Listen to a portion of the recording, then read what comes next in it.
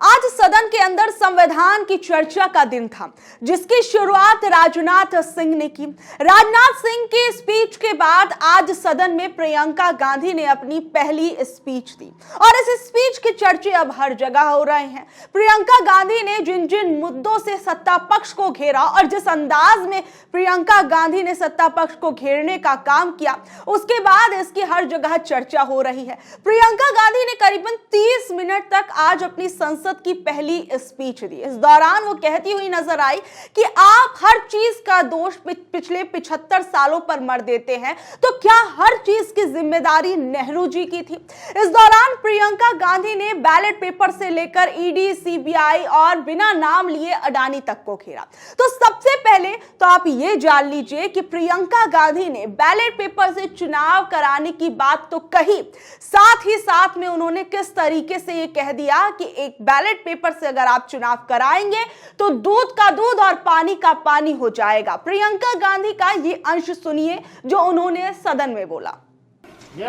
आप भी बैलेट पे चुनाव कर लीजिए, आप भी बैलेट पे चुनाव कर लीजिए, दूध का दूध पानी का पानी हो जाएगा। वहीं प्रियंका गांधी ने कई उदाहरणों के साथ सत्ता पक्ष को घेरने का काम किया। प्रियंका गांधी ने कई कहानियां इस बीच में सुनाते हुए सत्ता पक्ष को घेरने का काम किया।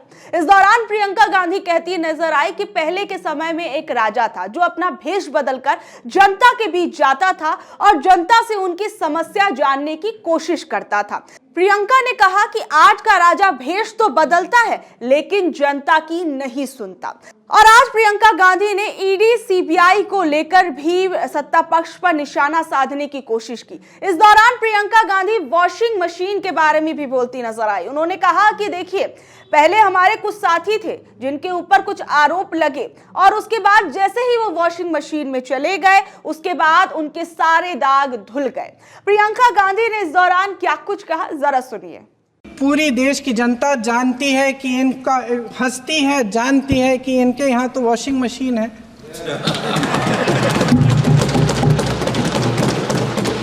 तो यहाँ से वहाँ जाता है, वो धुल जाता है।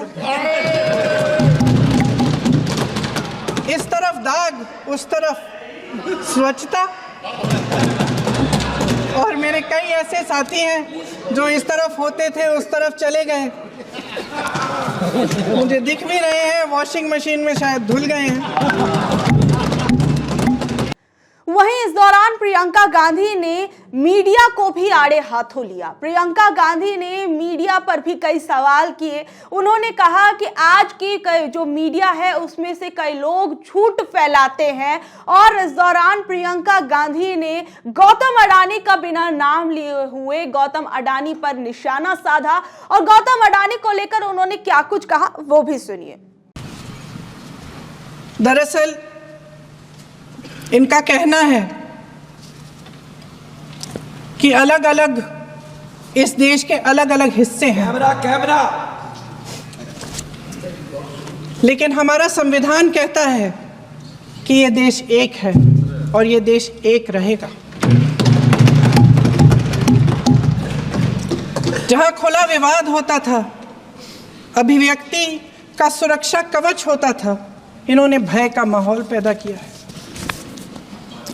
सत्ता पक्ष के मेरे साथी अक्सर 75 सालों की बात करते हैं, लेकिन इन 75 सालों में ये उम्मीद, आशा, ये अभिव्यक्ति की ज्योति कभी थमी नहीं, कभी बुझी नहीं।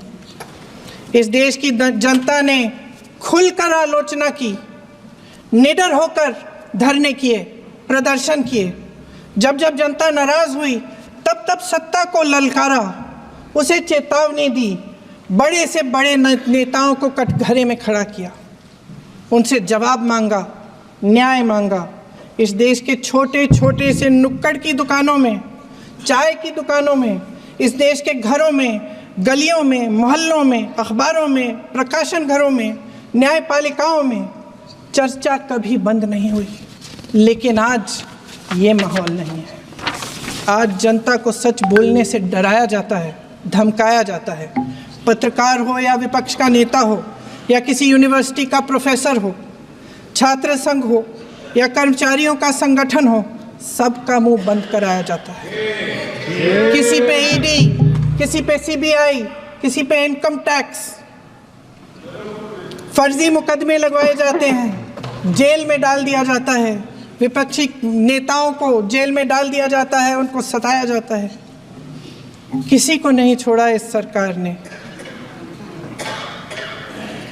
देशद्रोही कह के उत्तर प्रदेश में मुझे याद है कुछ अध्यापिकाएं प्रदर्शन कर रही थी, उन पर मुकदमा डाल दिया देशद्रोही का, उन्हें देशद्रोही कह दिया। इन्होंने देश का पूरा माहौल भय से भर दिया है। इनकी मीडिया की मशीन झूठ फैलाती है, तरह तरह के आरोप लगाती है, और शायद वह भी भय में ही है।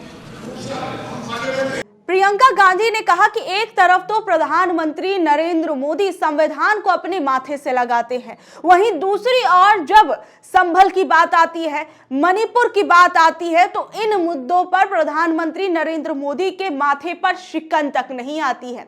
वहीं प्रियंका ने क्या कुछ कहा, यह भी अंश सुनिए।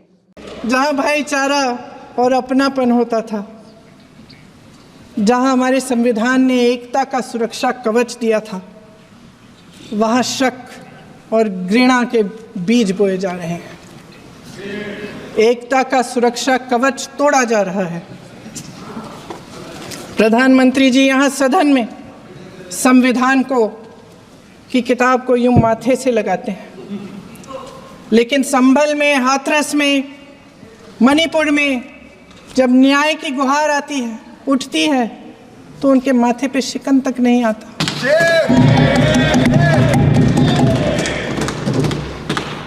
शायद समझ नहीं पाए हैं कि भारत का संविधान संघ का विधान नहीं है।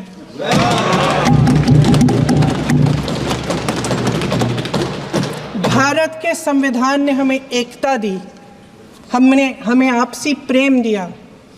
उस मोहब्बत की दुकान जिस पर आपको हंसी आती है, उसके साथ करोड़ों देशवासी चले। करोड़ों देशवासियों के दिल में एक दूसरे के लिए प्रेम है, घृणा नहीं है।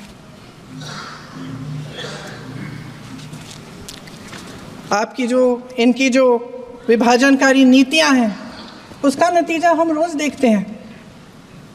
राजनीतिक फायदे के लिए संविधान को छोड़िए, देश की एकता को भी ये रख नहीं सकते, इसकी सुरक्षा नहीं कर सकते।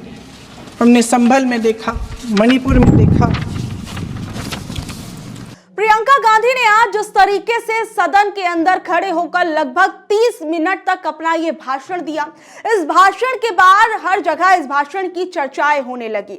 प्रियंका गांधी का ये भाषण अपने आप में बहुत महत्वपूर्ण भाषण हो जाता है, क्योंकि वायनाड से नई सांसद चुनी गई प्रियंका गांधी के सदन में आने की चर्चाओं से पहले ही ये अंदाजा लगाया जा रहा था कि अगर प्रियंका गांधी सदन में आएंगी तो इससे सत्ता पक्ष को कितना मुकाबला महसूस होगा, सत्ता पक्ष क्या परेशान होने लगेगा। और कहीं ना कहीं आज वो परेशानी, वो भय सत्ता पक्ष के माथे पर भी दिखता हुआ नजर आया।